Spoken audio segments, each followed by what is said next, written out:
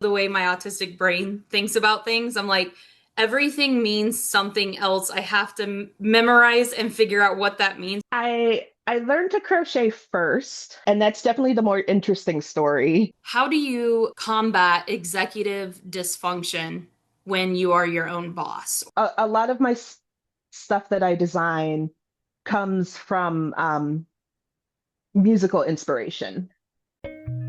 Appalachian sunrise meets my skin. Even with my eyes still closed, I can feel it coming in. Golden, golden, I'll follow only golden, golden, golden things.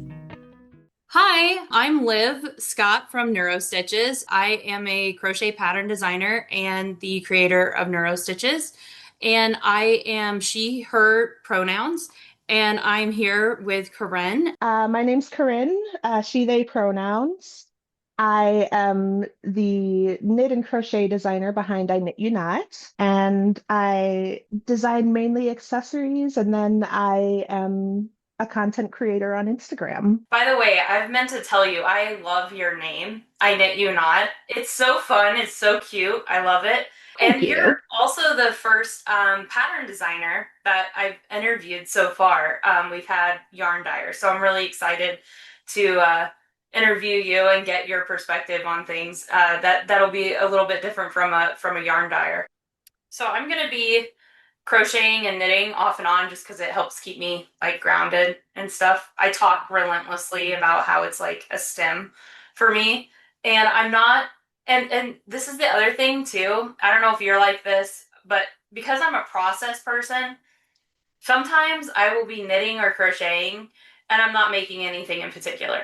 I'm just like right now I'm just knitting in a circle. There's Yep, I do the same thing. it's Just I crochet just back and need forth yeah. and Yeah. then frog the entire thing because I needed the yarn for something else. Yes. Yep. Yes. Yeah, I do that all the time. Like people will be asking me, they're like, "What are you working on?" I'm like, "I don't know. I'm crocheting in a giant rectangle." Yeah. Like it's The not for best thing anything for in that is to particular. make something out of the giant rectangles. I've made sweaters that are just four giant rectangles. Exactly. There we go. I'm so excited to have you on because I've admired your designs for a long time. I absolutely love your shawls and everything. And Thank you. you knit and crochet, right? I do, yes. Okay, yeah. So like me, both of them. Are you self-taught? Did you learn when you were younger? I learned to crochet first, and that's definitely the more interesting story. I was going to a treatment facility for my anxiety and depression, Mm-hmm. and I walked into this, beautiful wooded cabin, and someone came up and they started giving me a tour of where I'd be staying for the next, couple of weeks. And I walked into a room and there were a couple of women crocheting. And I was like, oh, okay, that's, cool, quaint, whatever. And then I walk into the next room and then there's even more women crocheting. And I was like, okay, there's a lot of crocheting going on. And, it just kept going. Like everyone in this cabin was crocheting. And I was like, I just like stepped into a cult or something. Like this is really weird. Yeah. And the person giving me the tour, she looked at me and she was just like, "Yeah, you'll be doing it very soon too." And I was like, "Mm, sure, yeah." Um, and then like 3 days later, I'm like sitting there working on a single crochet blanket, just like, Oh okay, yeah. yeah, no, this is good. I like this. Yeah. Um, yeah, they gave Yeah. us something to do with our hands during group therapy Yep. that helped us focus, but helped us get rid of all of that anxious energy.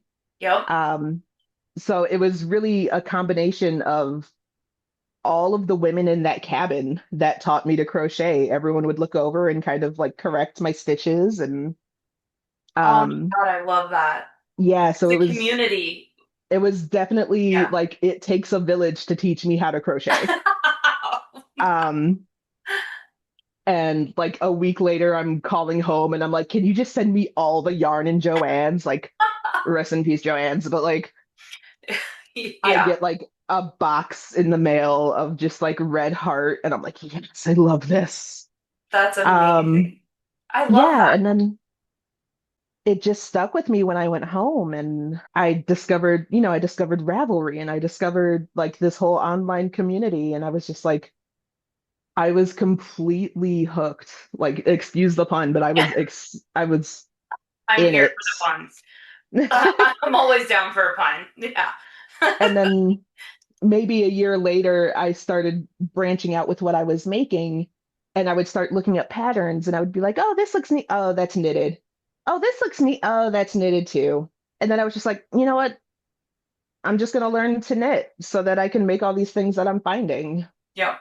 And Yeah. so that was YouTube University. That Yeah. was YouTube, and a lot of I learned better from like written instructions and like photo tutorials. So it was a lot of like knitting for dummies and stuff like Okay. that. Okay. Yeah, so that was mainly like online tutorials. I can't do photo tutorials. For some reason, I like written instructions, but I also if it's a new technique, I need a video. Like I need to see it happen and then I'm Yeah, good. But the photo tutorials, I include them in all my patterns because I know right. others like them, but they do nothing for me. Because I'll see a picture of the hook and I'm like, okay, well, wait, which direction does the hook go? Where does it Yeah. go? So I do try to include like an arrow to show people you'll Yep. twist your hook this way or something. That's why I struggle with books that have photo tutorials. I'll still buy them for the patterns and stuff, but yeah, Yeah. I photo tutorials I struggle with, but YouTube, yes, is how I've learned to knit, and it's great. When I finally figured out slow motion button, because I would get so frustrated. I'm like, this is supposed to be a beginner tutorial, and the person is like going Speeding way through too it. fast. And so the day I discovered the speed button on YouTube was like game changer for me. I was like, yes, now I can finally get this. So what an awesome way you learn to crochet. I mean, Yeah. that's amazing. So I learned to crochet when I was a kid. My great aunt taught me. And I picked it up and put it down over the years and stuff, but really seriously came back to it when I started law school because I was so stressed all the time and I Yep. was anxious and stuff. And at the time, I didn't know I was autistic. I hadn't been diagnosed yet. And so we used to, my husband, my now husband and I, but at the time just my boyfriend in law school, he would say, like, I would get upset or anxious, and he'd be like, "Do you need to stress crochet?" And it's like, it's so funny because now in retrospect, I know, like, that was me stimming. Like, that was, Exactly. and I had no idea. But yeah, it's incredible the impact of craft, not just knit and crochet, but like handcrafts on mental health. And I've even also seen it encouraged with people who are in recovery from addiction. It's a great, I've seen that that's like a really good thing to do with your hands, like smokers To break will, that habit. yep. I wish more people could see the benefit of that, especially so when I did come to create NeuroStitches, it came from a place of I noticed a lot of knitters and crocheters were neurodivergent. I was like, wow, there are so many neurodivergent people in this field. I thought, what a great way to build a community off of a shared special interest and be able to Yes. connect with others through the craft because it's a lot easier, especially for autistic people, to socialize when we struggle with stuff. You ask us about our special interest, and we'll be able to chat. And off Yep, we go. Yeah. yep. I found you. You were like one of the first people I found and followed on Instagram who was autistic and open about it on Instagram and stuff. So I was really excited when I found your account because I love your videos and everything. One of my favorite questions to ask people is if money were no object, what fiber or yarn would you work with all the time?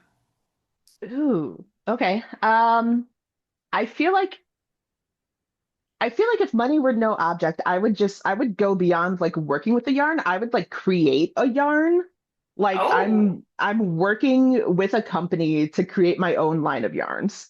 yes. And it would be probably a mix of a non-superwash wool and a baby alpaca, Yes. probably like a 70/30.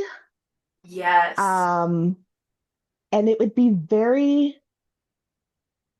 muted colors. It would be very, Okay. not quite pastels, but just Ooh, like earthy, very calm, very yeah, grounded colors. I like that. Um, but I do want that softness from the baby alpaca. I think baby alpaca is my absolute favorite, Yep, like individual fiber to work with. Um, absolutely. but I have a thing for the rusticness of non-superwash wool right now. Oh, really? I do. Wow. So generally when I hear rustic, that means to me like code word for rough. Does that Right, okay? right. So that doesn't bother you? I don't think that they necessarily have to go together because Okay. I have seen and felt yarns that look rustic Uh-huh. and then feel wonderful. Okay, yes. Harrisville Designs, their Oh, Highland wool uh-huh. is a very rustic looking wool, and then when I make something out of it, it feels so wonderful. Like Okay. I can make a shawl and not worry about if it touches like my upper chest or my neck or anything. Yeah, Um, and it still has that very earthy look to it. And gotcha.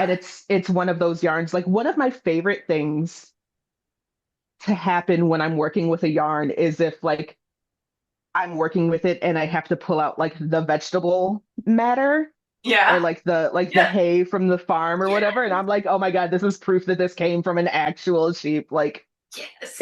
it's so fun.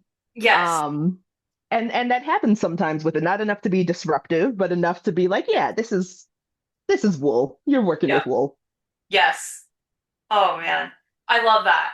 Alpaca is my favorite as well. I absolutely love alpaca yarn. I'm very texture sensitive. So if the yarns that people are like oh like linen, they're like, "Oh, it Hmm. softens up the more you work with it." And it's like, "No, no, I don't think you understand. I'm a process person, so if I don't enjoy it working with it, I It's won't not make going to happen. I won't make it." Yep. Yeah.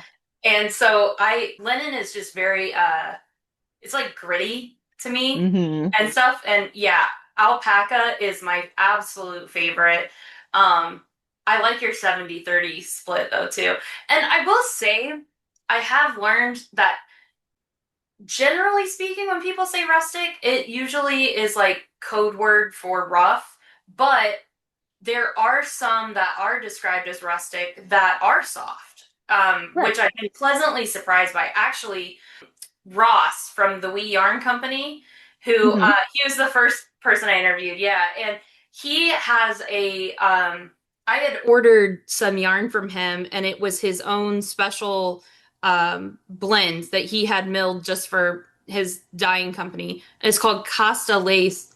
Actually, oh yeah, here. And he describes this as rustic, and I will say it's Oh, not that's gorgeous. it's soft. Like I'm excited to work with this. So, because I was nervous a little bit at first, but I loved the colors and I also loved the makeup of it. It's 50% Falkland Merino, 25% Gotland, 25% Corriedale. I actually really like it, but I've learned that that was just something that I've learned that people when they say rustic, I'm like, oh, I'm probably not gonna like that. Hmm. Like I and that's like I guess also the way my autistic brain thinks about things. I'm like everything means something else. I have to memorize and figure out what that means. So when people say rustic, they really mean this. You It's have to like, find the code words and decode everything yes, and The Yeah. mental gymnastics, yes, because I've learned my lesson not to assume that rustic means rough. I've learned so not to assume that. What is a project or make that you're extremely proud of? Like you're like, I made that. I created that. That was in my brain and here it is now. Oh, I have a couple just for like different reasons. Yeah, yeah. Um, the first that comes to mind is my Calamity shawl. It Yes. was my first knit design, which Oh, was already terrifying because I'm much more a crocheter than I am a knitter. same. And so this was very much just me going, I wonder if I can design knit. I wonder if I'm even capable of doing that. Yeah, Um, and it ended up being just one of my favorite things I've made. yeah.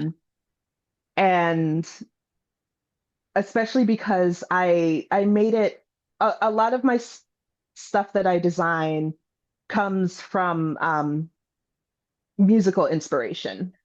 Yeah. And that came from me listening to a suite of songs from the Decemberists, which is my absolute favorite band. I can tell by the background. Yes. All of there's more. Yeah. Like, yeah, the Decemberists is that's love them. Yeah. Um, but I listened to a a couple of songs on shuffle that in my brain it made a story. And then I was like, oh, well, I have to try to tell the story somehow. So I tried to write it. And then I was like, wait, I'm not a writer. Why am I doing this? So I kind of translated all of that into the stitches um, in almost a synesthesia type Yeah. way. Yeah.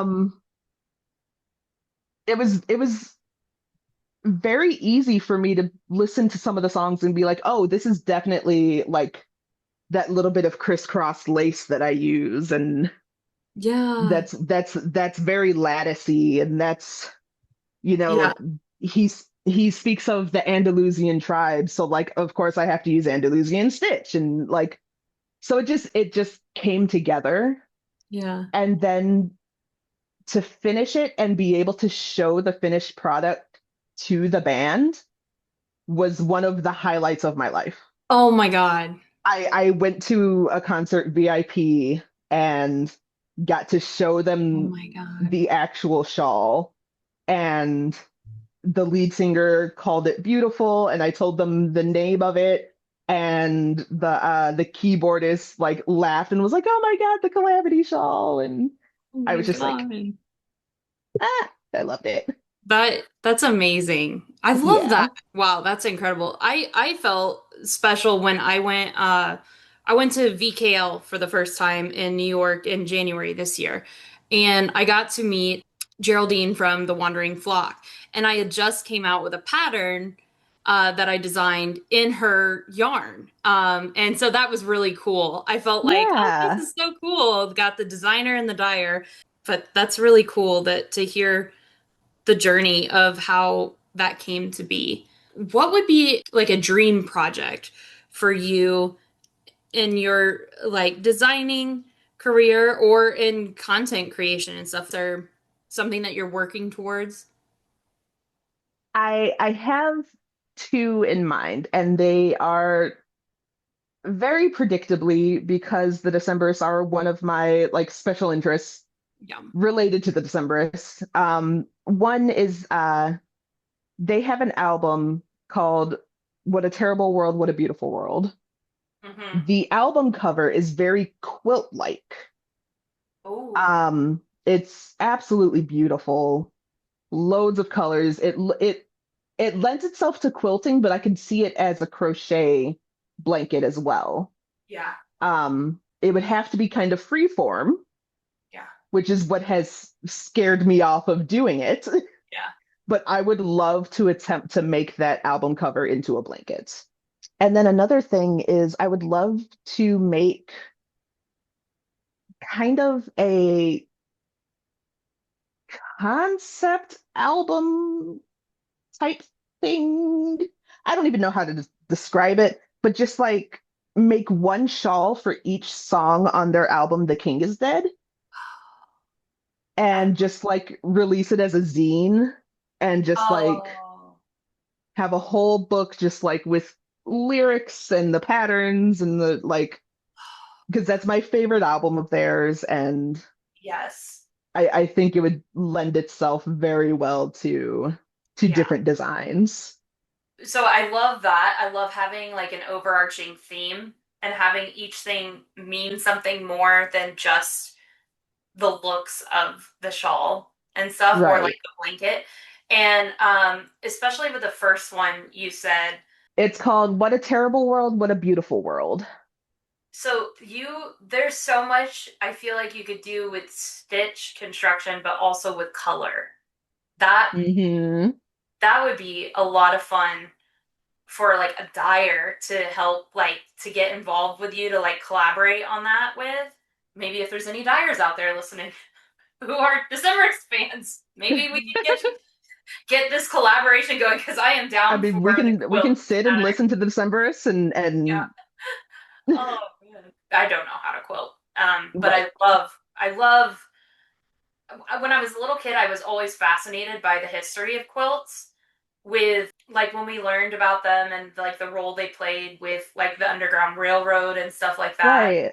I loved that. I thought that was so cool. Like all these like hidden meanings and stuff. Meanings and yeah, And I just loved the idea that women could be involved in like covert operations operations, against yeah, like fighting like the power like the patriarchy and racism and stuff. Like I love that because women were typically thought of, in school we learned a very whitewashed version of history, and women women's roles when they did play a big role in history were often glossed over, and exactly. so I always loved that.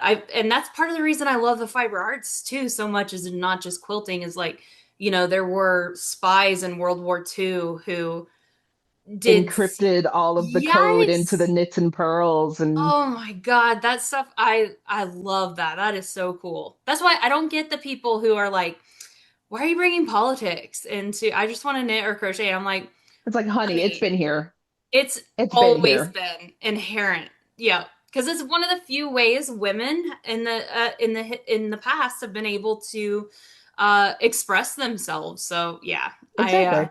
I've asked people in the NeuroStitches community and like on Instagram and stuff questions like, what do you have for people who are solo entrepreneurs and stuff? And it's estimated that 80 to 85% of autistic adults are unemployed. And so the few who are employed can be really unhappy with their situation because, for a lot of people it's like you got to just white knuckle it and get through Right. it and stuff. And so I think a lot of people are interested in the possibility of working for yourself and being able to set your own schedule and work based off of your own body's needs and stuff. So I always want to make sure, like I get so many questions about that. Like how do you so like one that I get a lot is um how do you combat executive dysfunction when you are your own boss? Or like another way of like, how do you pull yourself out of a slump of being unmotivated? So I am still figuring out the executive dysfunction part. And let me tell you, Vyvanse has helped a lot. Um, Yes, me too. I, yeah, I Yes. haven't, I was just diagnosed ADHD last year. Hmm. Um, and before that, I had such a hard time getting started. Just, I could want to do all of these things. I could want to sit and work on a pattern. I could want to sit and work on a sample. And you could sit the yarn and the needles next to me and my laptop in front of me, and I would just stare at it. Yep. And so now that I'm medicated, now I actually have a chance of like, Yeah. okay, let's like actually do something. Part of it is I have to make things as easily accessible to myself as possible. Um, which for me looks like setting my work on my desk, either on top of my computer or right next to it. Like put the yarn on the mouse so that I can't get to the mouse without picking up the yarn. Um, and that goes for everything. Like I put my med containers on top of my laptop so I cannot forget to take them Yes. Yes. because out of sight, out of mind. I That is if literally I don't me. see them, it's gone. Yeah. Um, Another thing is keeping. I know we all have the joke about like, ADHD, you have like 500 tabs open in your browser and you haven't looked at any of them for 2 years, and which kind of is true, but also I keep tabs open with my patterns that I'm working on, and I keep them organized. I keep them towards the left in my browser. Mm. Like I at least have my tabs organized so that I have everything that I'm like actively using towards the left, easily accessible, and I keep them open Yeah. because if I close a tab, I'm not going to reopen it. Forget. Yep. It's that project's gone. Yep.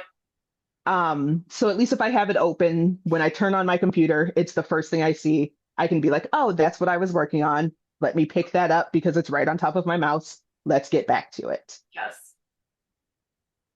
Um, Keeping the phone in the other room. That's a big one for me. Yeah.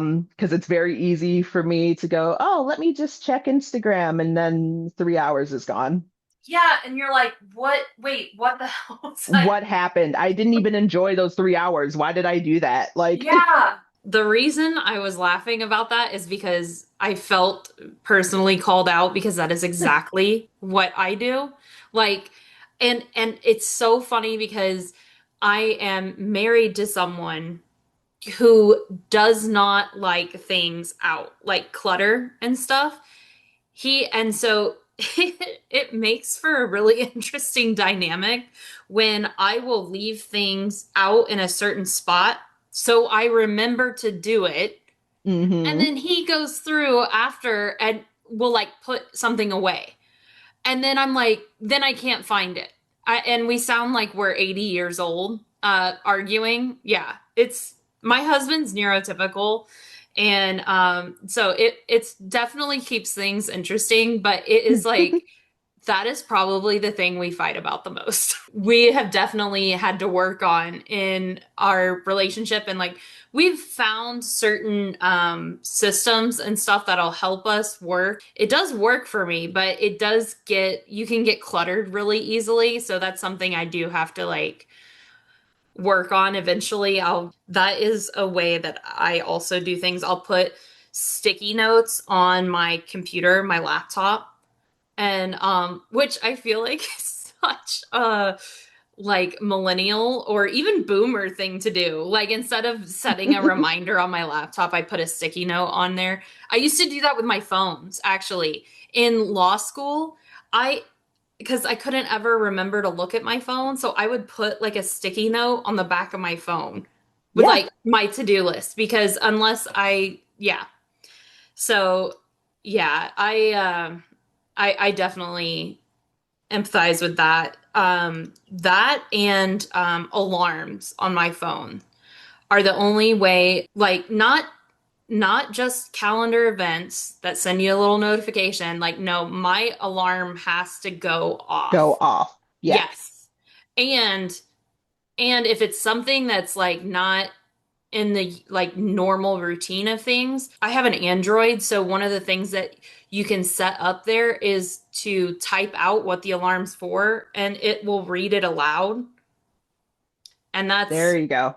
that is how I function. Like that if it doesn't go in like on the calendar, does not happen. And it's funny you said the thing about ADHD and stuff, and beginning in high school is when I started to suspect that I might be autistic.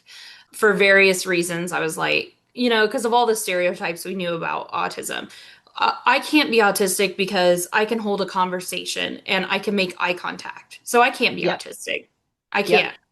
And so that suspicion would come up for me throughout the years. And but one thing, I never suspected that I was ADHD because I was like, in fact, I used to joke with my friends who did have ADHD.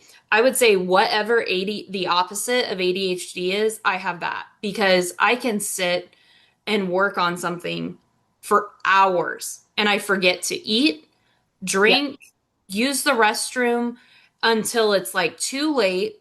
And so I would joke, I would be like, I have the opposite of whatever ADHD is because the stereotypes around it, like, oh, Exactly. it's just you get distracted so easily. And it's like, no, if anything, I focus too hard.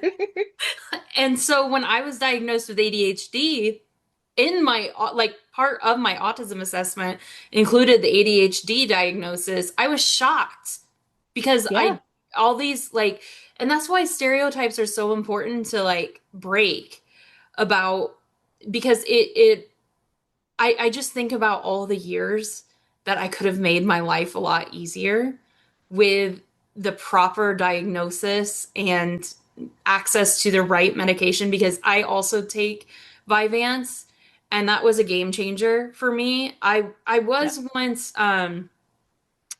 prescribed Focalin and that did not work for me. It made me insanely anxious. And so I was very hesitant to try stimulants. But I was told that Vyvanse actually, there's a lot of like people have good luck on that without getting anxious and stuff. So I gave it a shot. Holy cow. I It's mean, amazing. it's just crazy. Like I like sometimes I grieve like I'm like if I could go back and do school on the right On the medications, Vyvanse, yeah, this would see, be so different. I mean, I not would that I have was bad at school, obviously, like, but it's like what like my life could have been so much easier. yes, yes, Yeah, that's the thing is that I was a very good student. yeah, I same. I overcompensated for all of the difficulties I was going through. Yes. Yep. And just thinking about like if I didn't have to go through all of those, like how much easier could it have been? Yep. And how much less stress and how much, you know, how much less would I have cried at the kitchen table after getting home from school? The Like exhaustion. the exhaustion of it all. Yeah. Yep. Yeah, Yeah. That because I was the same way. I didn't think I had ADHD either. mm-mm. I was just diagnosed last year, and the only reason I was diagnosed was because I thought all of these symptoms had to do with my depression. Yeah. And once my depression was under control for a while and those symptoms didn't go away, Yep. and I was like, wait a second, Yeah. something is still wrong here. Yep. And I went to my psychiatrist and I was like, I think I might have me. Yeah. Yep. And he was like, okay, we're not going to do the testing for it because that's um expensive and time wasting. Yep. Um, when really all we have to do is throw medicine at it. And if the medicine works, you have ADHD. And if it doesn't work and you get super hype off of it, stop taking it and you Yeah. don't have ADHD. And I was Yeah. like, okay, that makes sense. And the first time I took the medication, like it was like I had been a soda bottle that had been shaken up for my entire life. Yeah. And then, 40 minutes after I take the pill, it's like someone just like very slowly opened the cap of the soda bottle Yeah. and all of the pressure just got let out. And I remember I looked at my mom and I just cried because I was like, my brain is quiet. Yes. Yes. Like I can direct my thoughts where they need to be, where I want them to be To have for that the under first time in control, my life. yes, was like a foreign concept to me. Like to me, I feel like my diagnosis it's has like saved my life because it's opened up so like all these things I thought were flaws about myself are actual things that other people experience. And it was just Right. mind-boggling to me. And it changed the way that I think about myself and how judgmental I was about myself. Like, what's wrong with me that I can't be doing these things that other people are? Why is it that I get sick after going to this conference? Like, why? Yep. And, why can I not handle large crowds? Like all of these things. And yeah, it's And just amazing. it also just gives you the language to be able to find ways to deal with it. Yeah. Because before I had no clue why I would get so worked up when I was like a passenger in a car.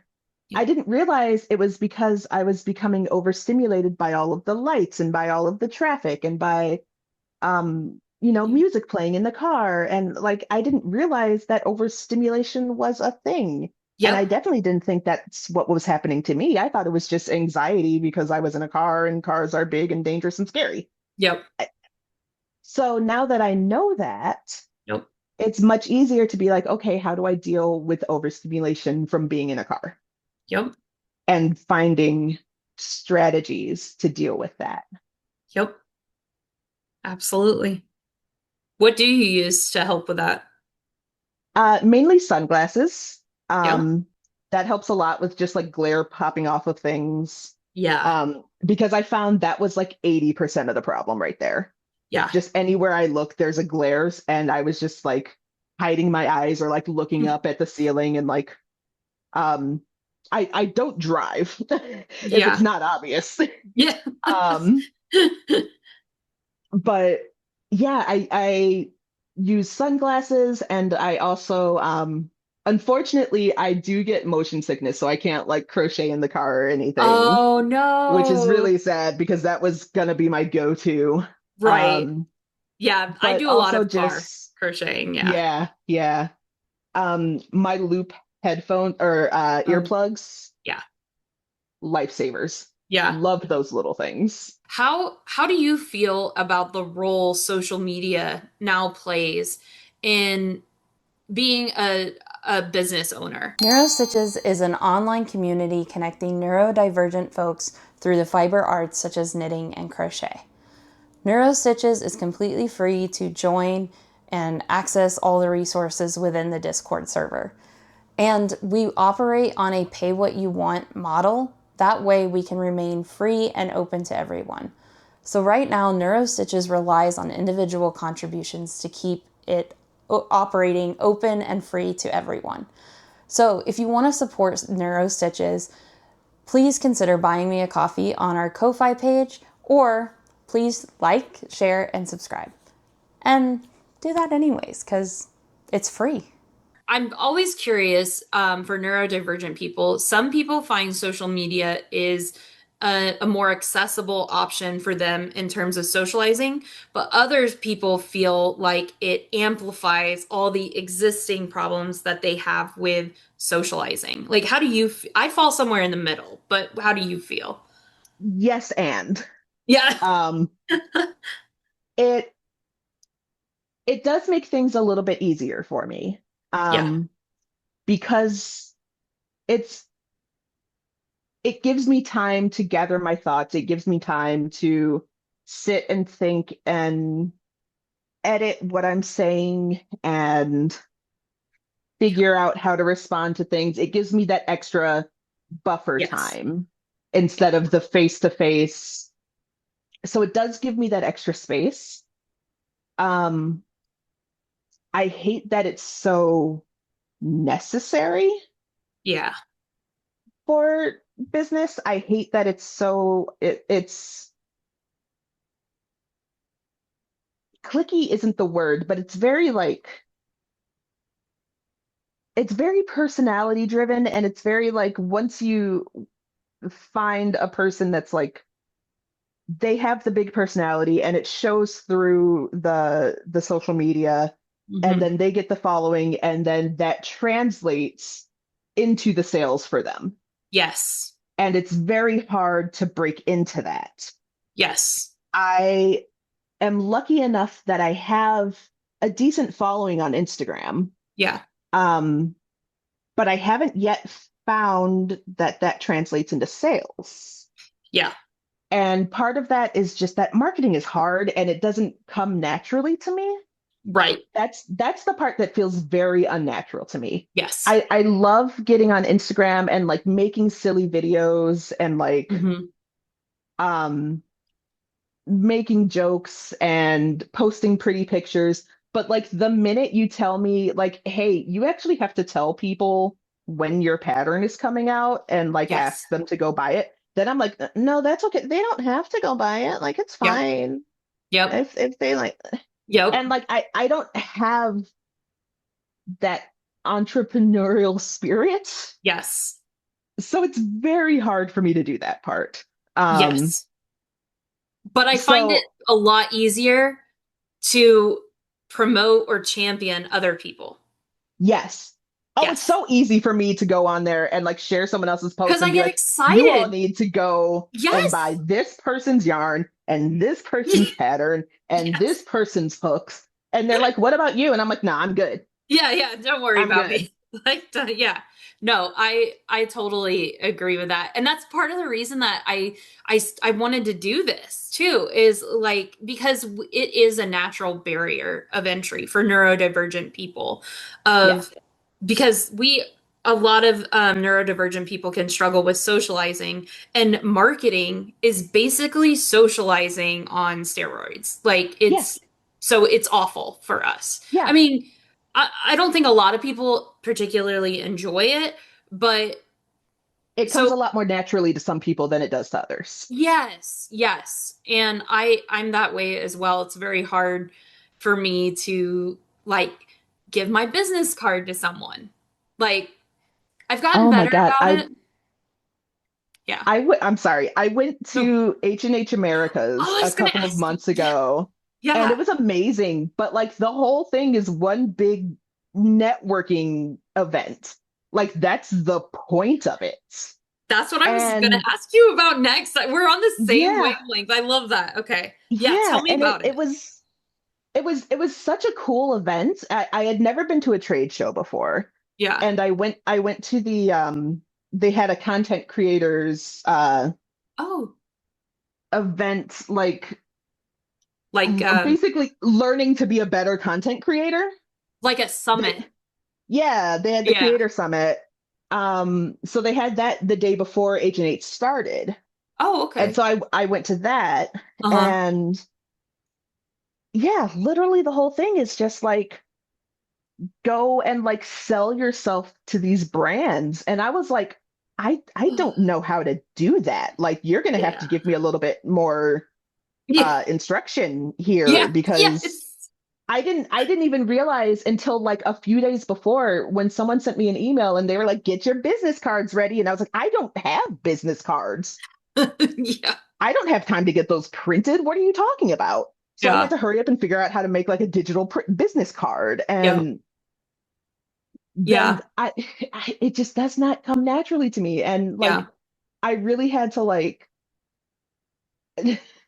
I hate to say it like this, but like the whole joke about like carry yourself like a mediocre white man, like I Yes. really had to like dig into that and be Yes. like, I not only deserve to be here, but like all of you should be honored to speak to me. So like I literally walked up to the CEO of Lion Brand and just like introduced myself. And afterwards I'm like in the hallway like hyperventilating like what did I just do? Yeah. Why did I talk to the CEO of Lion Brand? Yeah. I I feel ya. You'll replay that conversation over in your head like 1,000 Yep, times, yep, still doing analyzing it. it. What did I say something bad? Did I offend someone? Did they take Yep, something I said the wrong way? Like, am I gonna get canceled for this? Like, exactly. yes. Exactly. I feel like everyone knows all my secrets now and they're just gonna like I don't Yes. even have any secrets, but like they all know them and they're just Yeah. gonna Yeah. I Yep. like he's gonna show up like himself on my Instagram and Yep. just be like, don't buy this person's patterns anymore, and everyone's gonna be like, okay. Yes. Like it's so Yes. weird. Yeah. No, I feel ya. I wanted to ask about your experience at H&H and how it was because um one of the biggest I feel like things that hold neurodivergent business owners back in the fiber arts industry is the lack of accessibility in for in-person events because a lot of there are a lot of yarn dyers I know who will not do in person. They will not vend at a festival or a market and stuff, and because they know that they can't It's so handle. much. Yes. Yeah, And that to me is very sad because a lot of those places, that's where you meet people, people are introduced to your product, especially for yarn dyers, because a lot of it is feel. For right. especially not even like I'm very sensory and like tactile oriented and stuff. So I have to feel yarn before I'll buy it. And that's not even a neurodivergent thing. A lot of people feel that way. So Right. it's a big barrier to entry for anyone who can't handle those types of events. And like the H&H trade show, I really wanted to go to that, but I was in a spot where I was like I can't do this right now. Right. Like I can't. Yeah. It was just like yeah, because it's a lot. And I was gonna ask like how you were afterwards and stuff. Like what was like your recovery and stuff like when you came back? So the one thing that really saved me there, well, two things. One is that the woman, the friend that I was staying with, um, she is partial owner of a board game cafe. And so that Thursday, she was like, you know what? You're gonna come home early and we're just gonna go to the board game cafe. And I looked at the schedule and I was like, there's nothing I really want to see. Okay. So like Thursday was cut short. Yeah. So that helped a lot that I had like half a day off to go to a nice, quiet, wonderful board game cafe. Critical Grind, shout out, lovely Critical. place. Everyone should go. Awesome. I will Um, have to look that up. yeah, but the other thing was that they did have a quiet room, a designated quiet room at H&H. Did they? They did, and they No. didn't really Was it advertise quiet? it. It was actually quiet. Like Okay. one woman came in there and started talking, and everyone just kind of looked at her like, "Excuse me, no, that's not what we do here," Awesome. and like peer pressured her out of the room. Oh, Not yes. a voice to be heard in that room, and it saved my life Oh my because there were God. some times where I was like, I was just shaking. I was like, I can't, and I would go to Yep. the room and just kind of Yep. Yep. and just sit for, 20 Yes. minutes and Yeah. just get enough I mental don't, stamina yeah. back. I don't think neurotypical people appreciate how big of a difference a quiet, just a quiet room, Right, just that has on us. right, It's incredible how big of an impact that makes for me and how much more I can participate if that right. is there. Like it's a massive thing to provide. So that's amazing that they had that. If But I if wish they that would have wasn't there, advertised it. yeah, I mean it was like listed, but it wasn't like a whole like, oh hey, we have a Yeah. quiet room. Like I hope that everyone who needed it knew about it. Yes. Yes. But yeah, if that wasn't there, I would not have been able to stay the full time. Yep. There's no way Yep. It makes a because I massive difference. I was there from Tuesday to Friday, just surrounded Oh by my people. God. Oh It's my a long conference. It's a long, God. yeah, I did not know it was that long. yeah. I thought it was like 3 days. Like oh H and but H is 3 days, and then the Creator Summit the day oh before was on Tuesday. okay. Yeah, Okay. Wow. so Wow. it's yeah. Oh man. So That like the first day I'm there, and I'm like, oh yeah, let's get together and meet everyone, and then like I'm slowly like losing stamina as the days go on, oh and like yeah. Friday gets here, and I like went straight to the quiet room on Friday. I was like, okay, Yep. we only have a couple more hours. Yeah, that oh, so that makes me very happy that they have that. And that will make me Yeah. more likely to go next year now that Yeah. I know that. Although to be fair, I didn't like do a ton of research on like if they have that or not. Like I always look that kind of thing up before I go to an event to see if they've got like, Right. but that's good that they have that and that it was actually quiet and that you were able to find it because Yeah, it wasn't like tucked you'd be away or anything. It was surprised. like it was just in one of the Yeah. hotel or the conference hall Okay. hallways. That's Um, amazing. I'm so happy to hear that they even had one. That's yeah. awesome. Even with that, like I got home and I think I Oh yeah. collapsed for a good 5 days. Like Oh yeah. I was Yeah. just kind of done with people after that. What accommodations or things do you think that we could in the fiber arts industry do better to help include neurodivergent people and make things more accessible? One thing that I've learned actually from Ross from the We Yarn Company, I loved this. He works with Undercover Otter and Nocturne Studios. When they go to markets, they will request that their booths are by each other, and then they'll help cover for the other when someone needs a break. Right. That having a and it's and they're a special situation because they're already friends, so they already and they live near each other. But that idea of having like a relief person, I think is a great idea to help Yes. make that more accessible for people in terms of going to in-person events. And that's something for yarn dyers and stuff. For us who are we're pattern designers or content creators, and so something like a quiet room is really a big thing for us as well. I think that's a wonderful place to start. I think a relief person is an excellent idea because I used to work in a yarn store.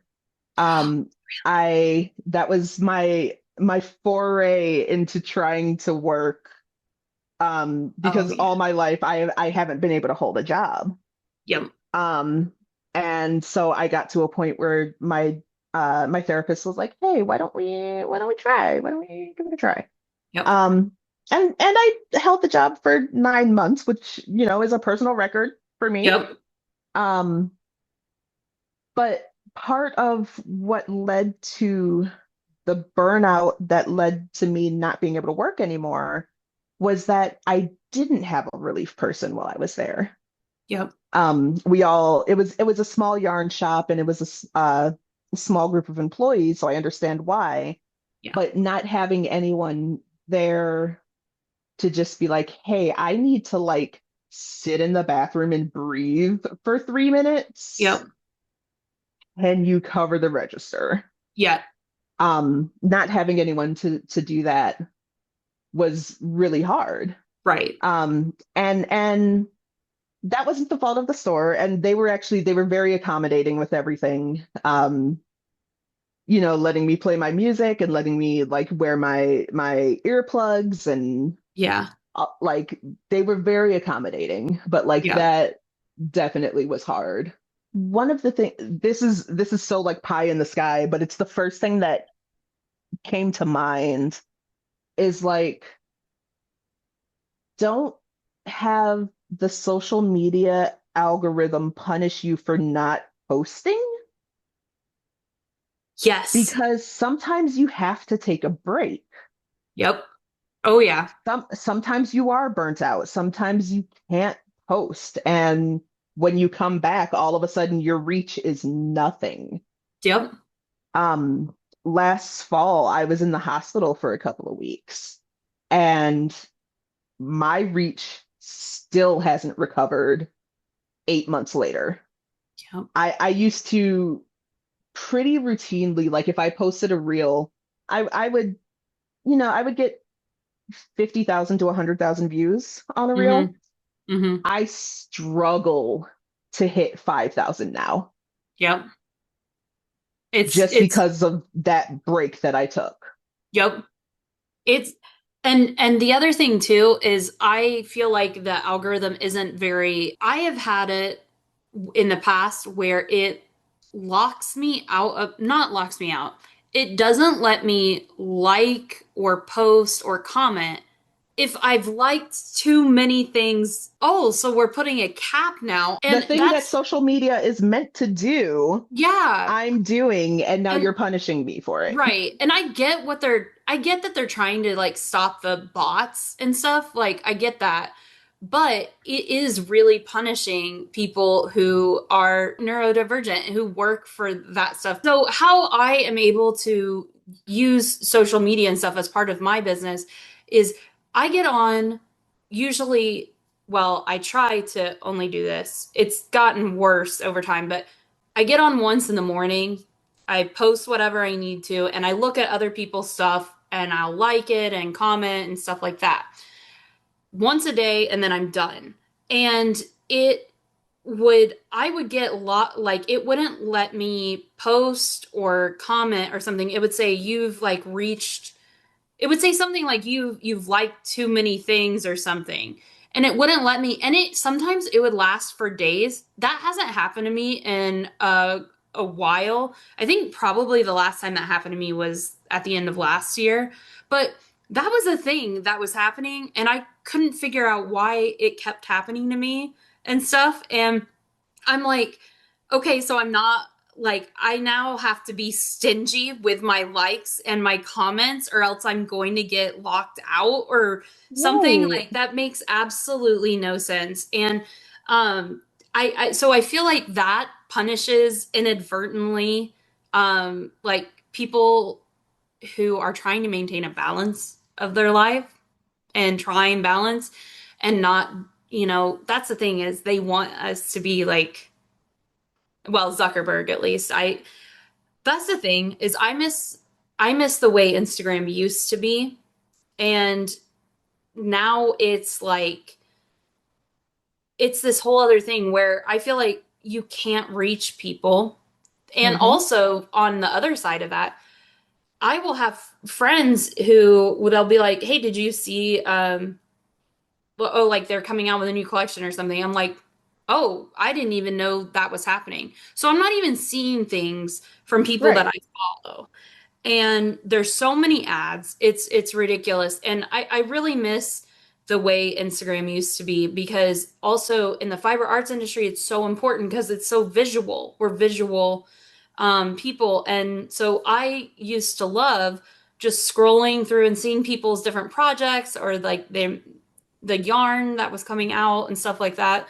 I love that. And I just feel like I don't have that joy anymore Right. from Instagram of feeling that. So I am trying to move away from Instagram. It's hard when you already have an established following, because you're like, okay, well, if I just close up this account, and so I think a lot of business owners in the fiber art industry feel that way right now. They're very conflicted.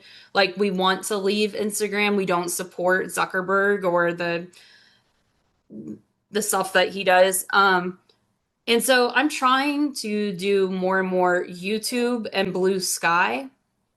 But Blue Sky, it's still very like new, and it's just not the same. Although I am hopeful, they are apparently either it's already out or they're working on an app to where it's still Blue Sky, but it's just photos and videos. So Oh, nice. I think they're trying to compete a little bit with Instagram and stuff. The other reason that I like it is that you can control what you see. And Right. it's also, they're a B corporation, which means that they care about like the public interests and stuff. So I like that. And I want to support that more, but it is easier said than done. That's my long-term goal, is to transition off of Instagram and hopefully just do more YouTube and Blue Sky, but who knows? Yeah. And that's the whole thing, is that like I've already done that once where I transitioned from Tumblr to Instagram, because Yes. I had a decent following on Tumblr, and Hmm. I basically was like, "Hey, you guys, if you want to follow me over here, Yep. cool." And like I was lucky enough that a lot of them did. And that's how I Mhm. got kind of like a jump start on Yeah. Instagram. And now I'm just like, there's not really anything that is like Instagram that I would want to go to. And Yes. then like I found myself getting kind of bored with not bored with Instagram, but just kind of like burnt out on it. Yes. And a couple of weeks ago, I started using Threads, Mm. which is an Instagram app, Yeah.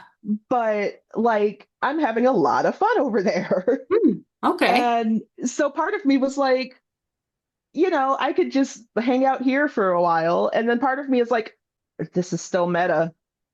This is still Yeah. meta. Like I'm so Yeah. mad it's still meta because it's so much fun. Yeah. Um, Yeah. but Is yeah, it I've like been thinking it's would it almost would like Blue Sky. okay, yeah. It's almost like Blue Sky. It's a little more free for all-ish, but Okay. not in a chaotic way. Oh, okay. Okay. Um, Yeah. you it really shows you more of what you want to see. Okay. And you can really kind of tweak like Yeah. if you want to see just your followers, you can see like the For You page, you can see all of that. Yep. But if you I actually keep it on the For You page because they're really good about showing me like exactly what I want to see. Oh, okay. And I like it's very much built for like very quick, like Twitter like, Blue Sky like, Okay. get the information out, get the shit posts out, get the like Yeah. whatever you want on there Yeah. and show it to the world. And they actually show it to people. The algorithm on there is so much different than Instagram, That is so which is so weird. weird. Yeah. I posted a post on there a couple of days ago, and within hours it had like 500,000 views. And I was Wow. like, I only have 3,000 followers on Threads. Oh, wow. Yeah. So I have 500,000 views on one post, Mm-hmm. but I have And 20,000 followers on Instagram yeah. and I can barely hit 5,000 views on Yeah. a make it make sense. Yeah. That's what I was about to Zuckerberg, say. come out. I just want to talk. That doesn't Like, make any sense, especially because it's supposed to be like an Instagram app. So you would right. You think would think it would they would use the use the same. same. Yeah. Yeah. It's crazy. I got on Instagram. Well, I started the NeuroStitches Instagram and stuff right before the changes to the algorithm took place. So like I did really well at first. And I was getting a lot of reach. A lot of people were seeing my stuff. And then all of a sudden just like halt. Nothing. It's crazy. And um yeah, it's very frustrating, but unfortunately it's just like the reality of what it means to do that now. And it's Yeah. frustrating, and I hope things get sorted out. Like I I'm really hopeful for Blue Sky because I think like the idea behind it is really good, and to keep things more transparent. So what would you say is the best way for people to keep up to date with you and stuff? Do you do like an email newsletter, or is Instagram the best, or Threads? It depends what you want to get out of me. I do Okay. have an email newsletter. I haven't started it yet because I don't have like very many people on there. Yeah. So like if you do want to join that, just go to my website, All right, I'll put a link. www.iknituknot.com.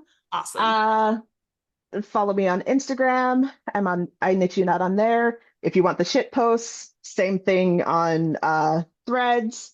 I also have a Discord server where we Oh, do just kind of you? like, yeah, we just kind of chill. Like it's the most chill place. Oh, Uh, awesome. we I'll talk have to about join crafts, but that. we also talk about like everything else. So Yeah. yeah, Okay, yeah. That I'll have to join that because I have the well, the NeuroStitches Discord and stuff. So I'll have to join that. That's amazing. Discord's awesome. it's so good. I love Discord. It's so great to have everything in one One place. place. And then also you do you sell your patterns on Ravelry, and do you sell them on your website? I sell them on my website. I sell them on Ravelry and on PayHip. Okay, awesome. Awesome. So That's if you can't use Ravelry for whatever reason, for yes. accessibility reasons or Yep. anything, I have the exact same thing on PayHip. Thank you so much for joining me, and it was so great to talk to you. All right. Thank you for having me.